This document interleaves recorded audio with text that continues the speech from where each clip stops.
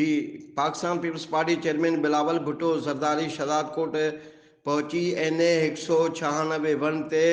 पंहिंजे कागज़ात नामज़दगी या फार्म जमा कराया आहिनि। Pakistan peoples party chairman Bilawal Bhutto Zardari Shahdadkot आमद वारे वक़्तु खेसि हेलीकॉप्टर जे ज़रिए शहदादकोट जे स्टेडियम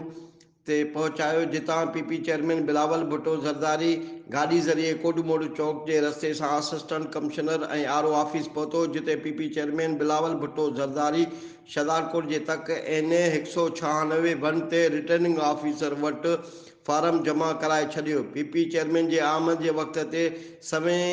कारकुननि गाॾियुनि चेयरमैन जे मथां गुलनि जी वर्खा कई ऐं वज़ीर आज़म बिलावल भुट्टो जा ज़ोरदार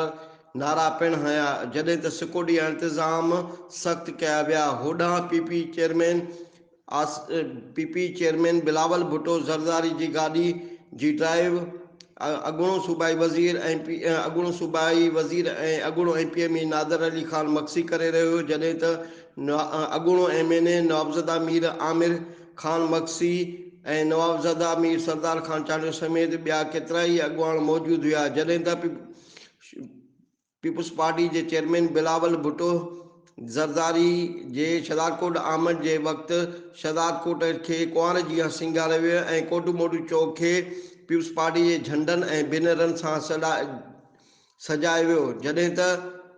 PP चेयरमैन बिलावल भुट्टो ज़रदारी जे इस्तक़बाल लाइ PP